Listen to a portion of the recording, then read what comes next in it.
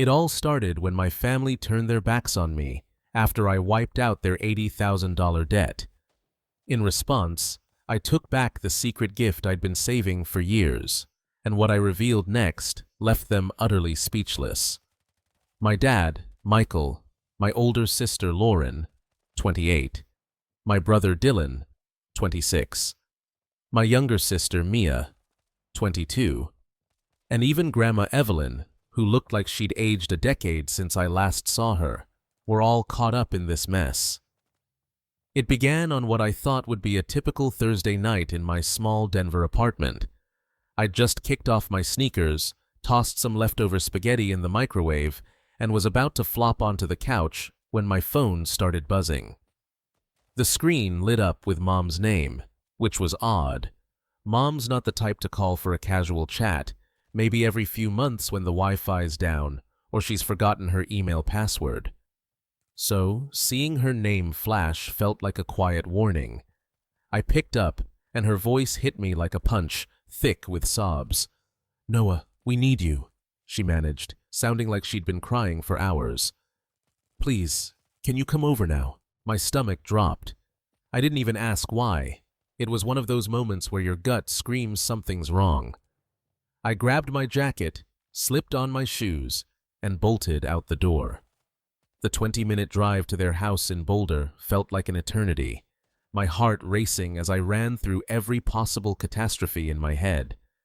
When I pulled into the driveway, the house felt heavy, like a storm cloud had settled over it.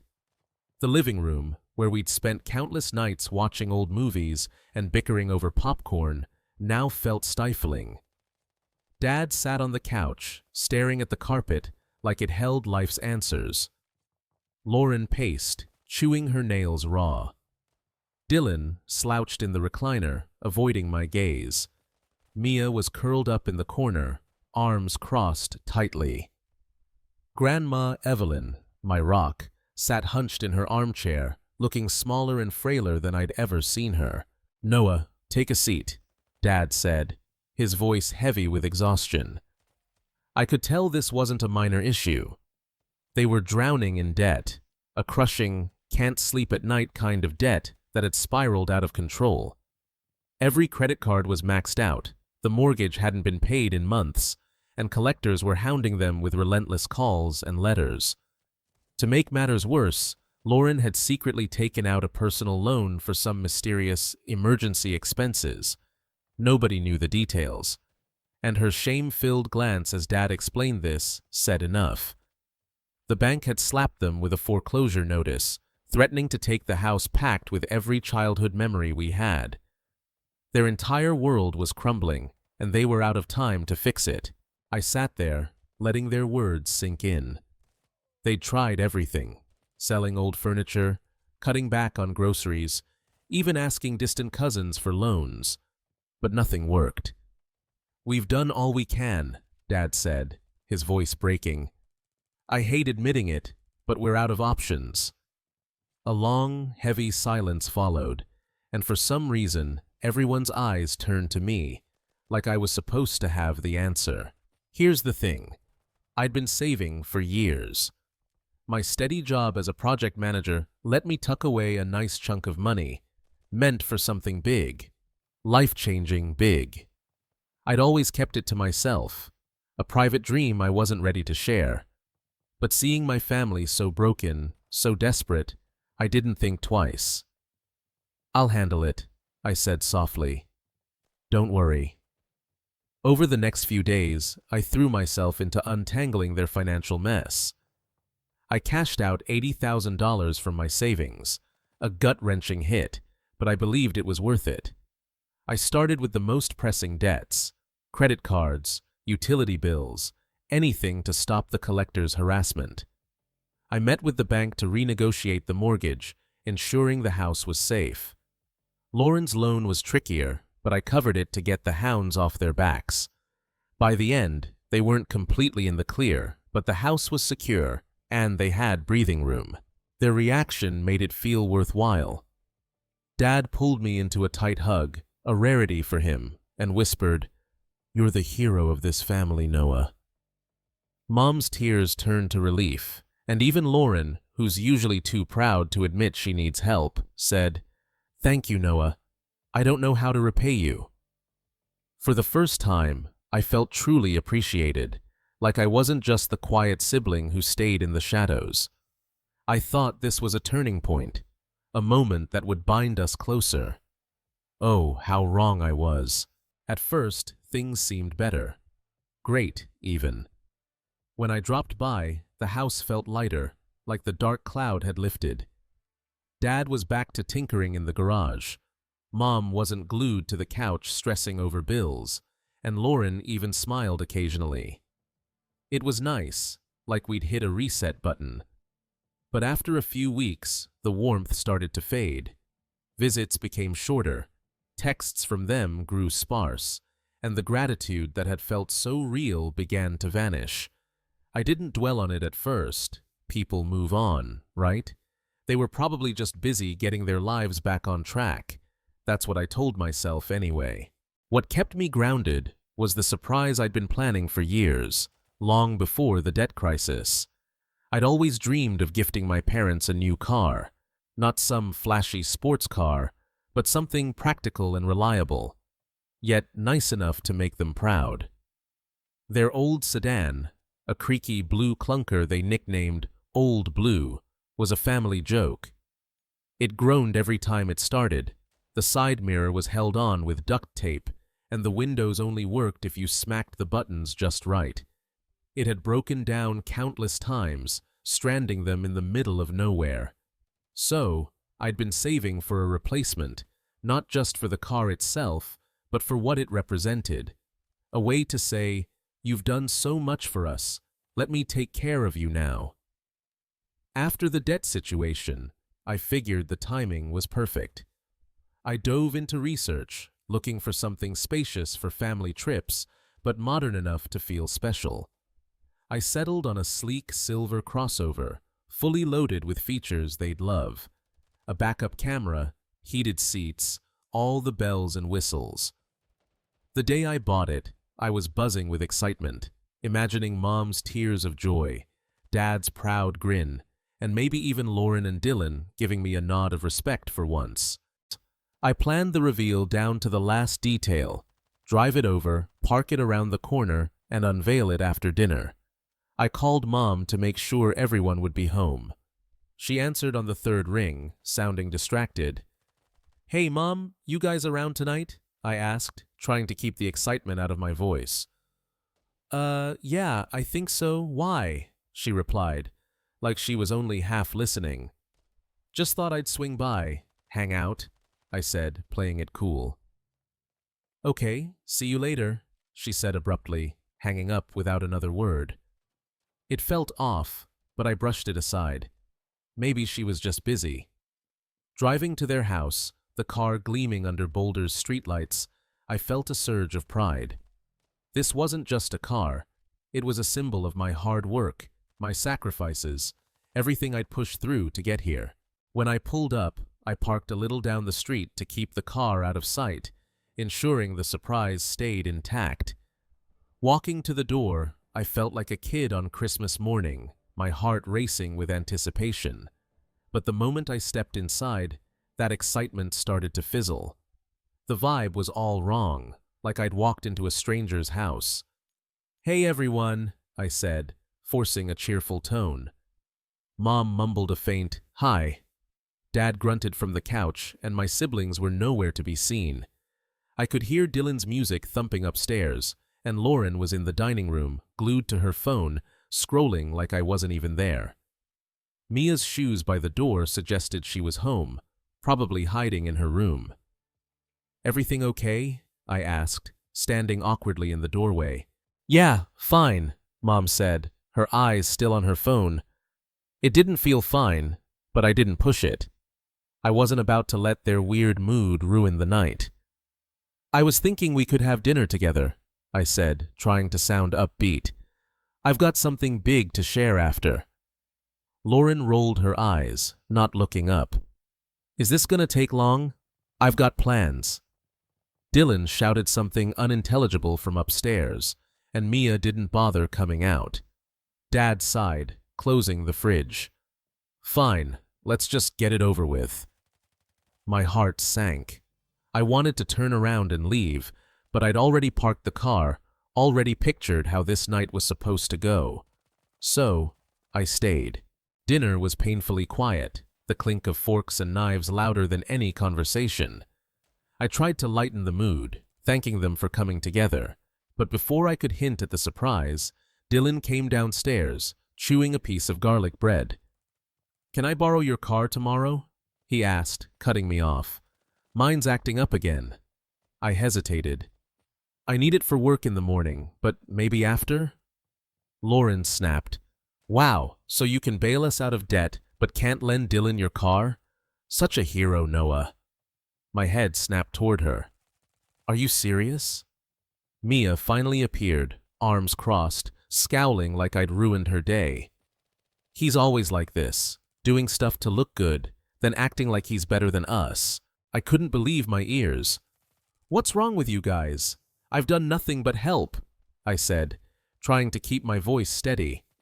Mom, who'd been silent, chimed in. "Noah, we've got enough going on without you making everything about yourself. If you're here to cause drama, maybe you should leave." "Drama? I was there to give them a new car." Dad muttered, "We're not asking for your help anymore. Don't think you're the center of the world now." Even Grandma mumbled something I couldn't hear, her face etched with disappointment. Something inside me snapped. I slammed my hands on the table, making the plates jump. "Enough! What the hell is wrong with you people? I came here to do something good, and this is how you treat me? Fine. You don't deserve it." I stormed outside, my chest heaving. They followed, confused, muttering among themselves. When they caught sight of the brand-new crossover parked out front, their smugness evaporated. Mom's jaw dropped, Dad froze mid-step, and Lauren looked like she'd seen a ghost. "This," I said, pointing at the car, my voice sharper than I intended, "was supposed to be for you. I've been saving for years to get you something reliable, something nice. But you know what? You don't deserve it." Lauren stepped forward, flustered. "Noah, wait, no." I cut her off. "You've all made it clear how you feel about me. I'm just the guy who cleans up your messes." Well, not anymore. The silence was thick, like it could shatter glass. I turned to leave, ready to walk away from them for good, when Grandma shuffled outside, clutching her purse. Lauren frowned. "What are you doing, Grandma?" Evelyn straightened, her voice steady and calm. "I'm going with Noah. I'm done with your nonsense." The family erupted into chaos. Mom gasped, Dad tried to steady her, and Lauren fired off questions. "You can't just leave." But Grandma wasn't fazed. She turned to me, her eyes fierce with determination. "You've always been the one with a good heart, Noah. I'm tired of their games." She climbed into the passenger seat like she belonged there. I got in, started the engine, and pulled away, not looking back. The drive was quiet at first, the hum of the engine the only sound as I replayed the night's disaster. Then Grandma broke the silence, her tone serious. "Noah, there's something I need to tell you. You might want to pull over." Her words hung heavy, but I was too raw to stop. "Whatever it is, just say it," I muttered, gripping the wheel tighter. She sighed, shaking her head. "Stubborn, just like your grandfather." That caught me off guard. She rarely mentioned Grandpa, who'd been gone for years, and her voice usually softened with grief when she did. "You're not going to like this," she warned.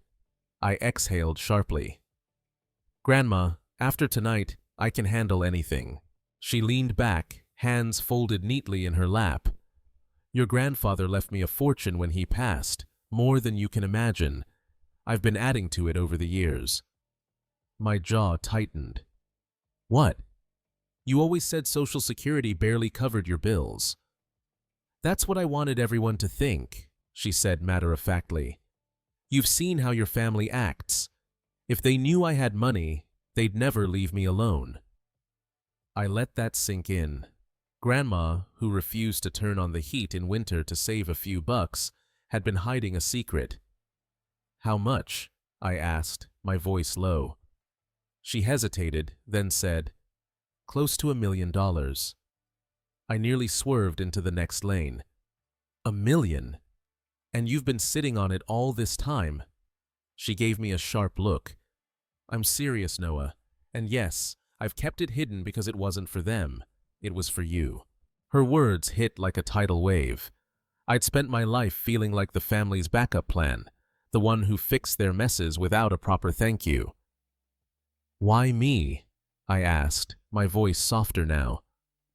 "Because you're the only one who's earned it," she said simply. "You've spent your life giving to people who don't appreciate you. Tonight just proved it. They'll take and take until there's nothing left. I'm not letting that happen." I didn't know what to say. Part of me felt flattered, but I was overwhelmed. "So, what do I do with it?" I asked. "Whatever you want," she said. "Invest it, start a business, buy something nice for yourself, but don't waste it on them." That last part stung, but I understood why she said it. It felt like being told to give up on my family entirely. When we reached my apartment, Grandma noticed me staring into space and handed me a small, worn notebook with frayed edges and a faded cover. "Noah," she said gently, "you've got this now. Everything you need is in here. You don't need their approval."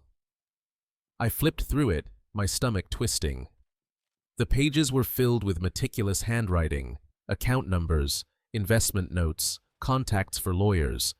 It was real, tangible proof that Grandma wasn't just talking when she said she trusted me. "Grandma, I don't know if I can do this," I said quietly.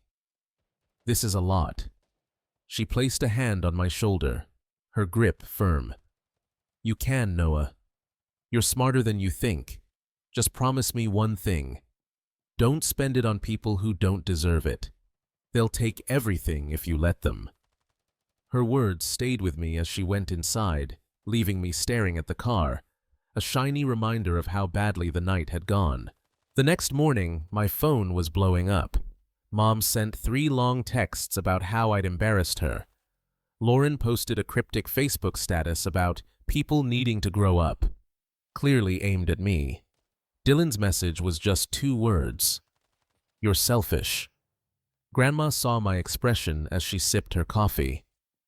"Let me guess, they're blaming you for everything."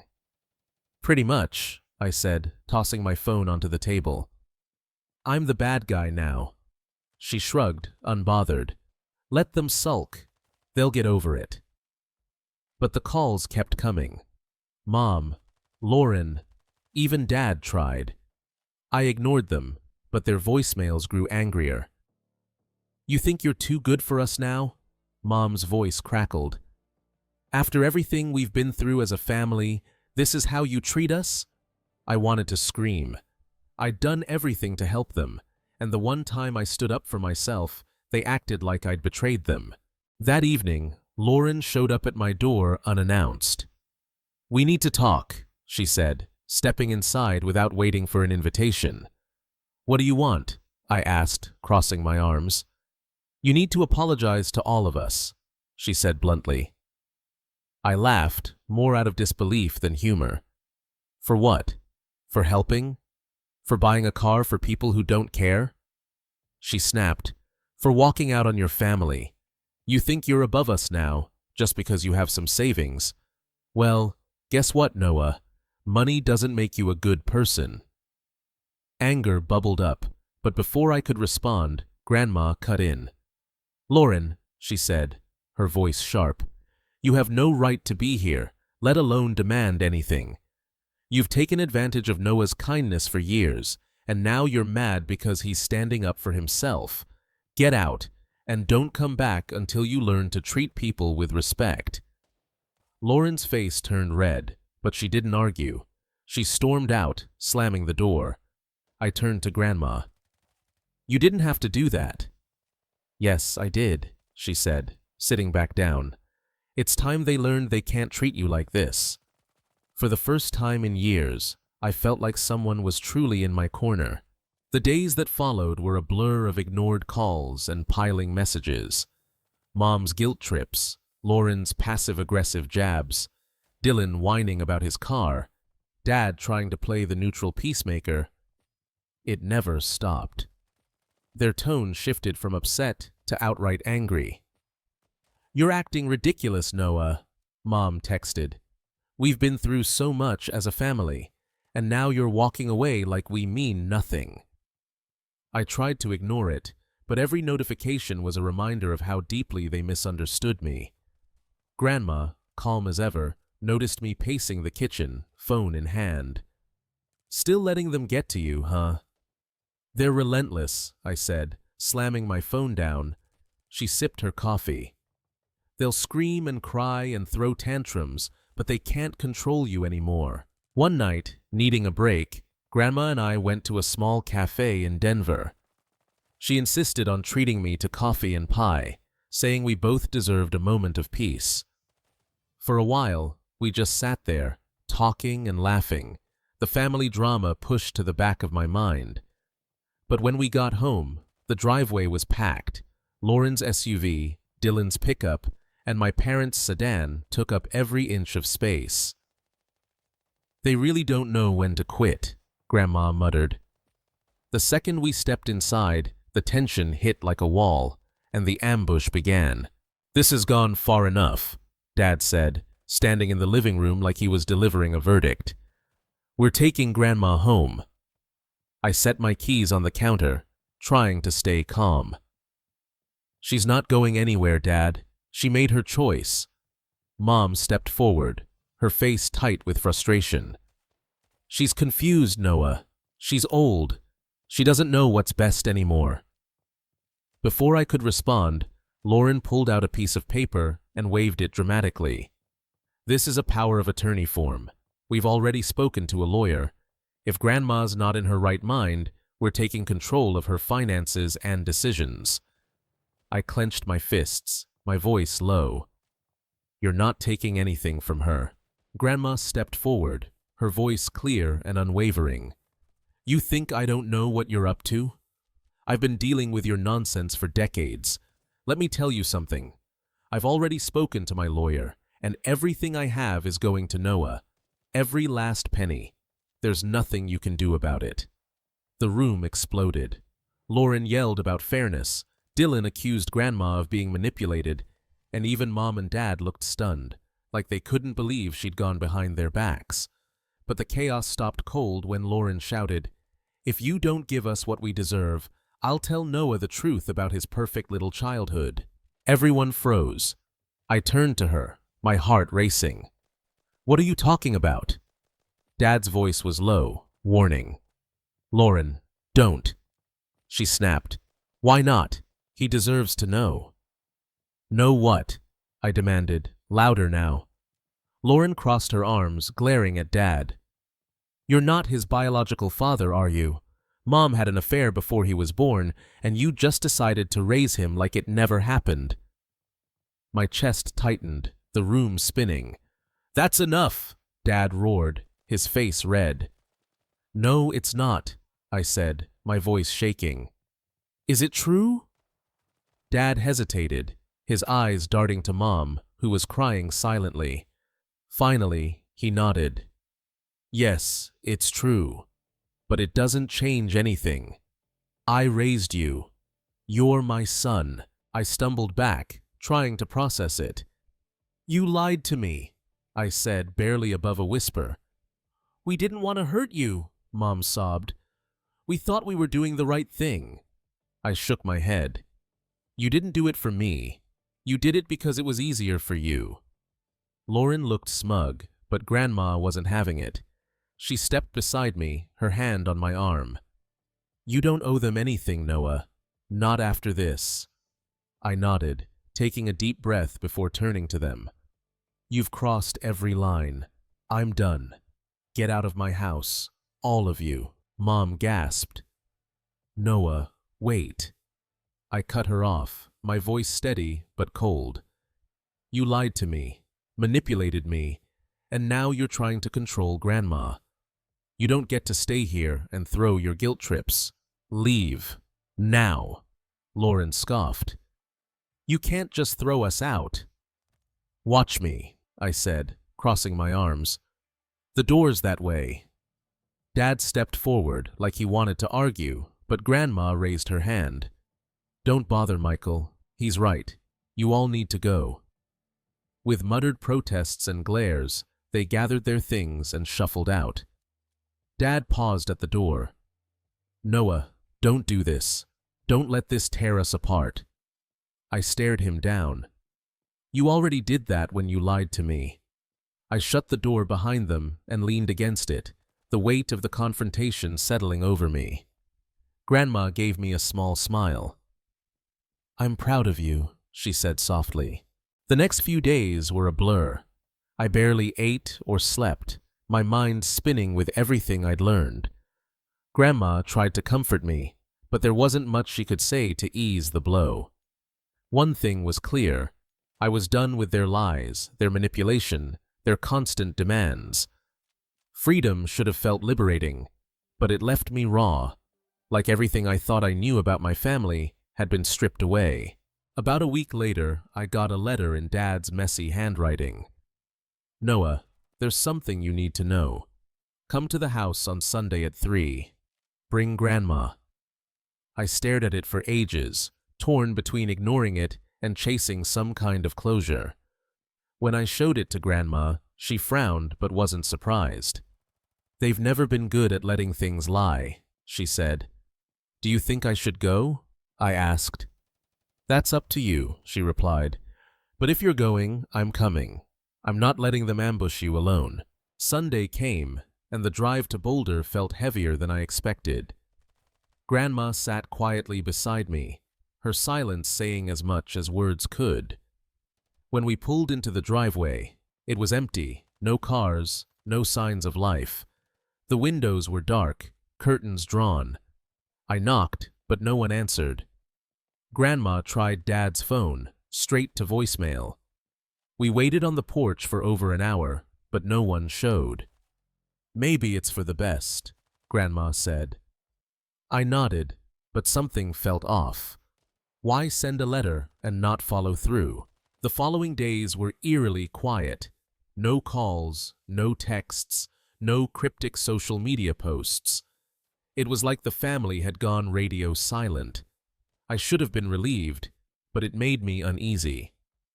Then, one evening, my phone rang with an unfamiliar number. Against my better judgment, I answered.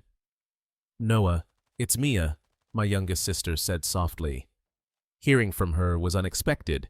She usually stayed out of family drama. Hey, I said cautiously. What's up? There was a long pause before she spoke. I wanted to apologize for everything. Her words caught me off guard. Why now? Because it's all falling apart, she said quietly. Mom and Dad are fighting non-stop. Lauren's furious that Grandma's with you. Dylan's still trying to get what he thinks he's owed, and I'm just tired of it. I didn't know how to respond. Part of me wanted to forgive her. She'd never been as bad as the others. But another part wondered if this was a trap. I don't know what to say, I admitted. You don't have to say anything, she said. I just wanted you to know that not all of us think you're the villain. You've always done so much for this family, and they've used you for it, over and over. They'll never admit it, but I've seen it. They expect you to fix everything, then treat you like you're the problem. It's not fair. Her honesty hit harder than I expected. I leaned against the kitchen counter, processing it all. Why are you telling me this now? Because I feel awful, she admitted. I've watched them take advantage of you for years and never said anything. I thought it wasn't my place, or maybe I was too scared to speak up. But now, seeing how far they're willing to go, how they're treating Grandma, it's disgusting. You don't deserve this, Noah. You never did. I swallowed hard, emotions rising. Thanks, Mia. That means more than you know. She paused, then said, "I just wanted you to know someone's on your side. Don't let them pull you back into their mess." "I won't," I said, my voice steady. "Not this time." Her words lingered long after the call ended, a sliver of hope in the chaos. A week later, another letter arrived, this time from a lawyer's office. It was a formal notice about Grandpa's estate, something about a final review of assets. It didn't add up. Grandpa had been gone for years, and I thought everything was settled. I showed it to Grandma, and her face darkened. "This is their doing," she said. "They're digging for anything they can use against us." I called the lawyer the next day and learned something staggering. Grandpa had left a secondary trust fund, separate from Grandma's fortune, specifically in my name. It wasn't a huge amount, but it was significant enough to cause a stir. The kicker? It was meant for me when I turned 30, and the family had known about it but never told me. "They were notified when the trust was created," the lawyer said, "but I was instructed not to contact you until the specified time." I hung up, my mind racing. They'd kept this from me, just like everything else. When Lauren called next, asking if I'd come to my senses about Grandma's money, I didn't mention the trust.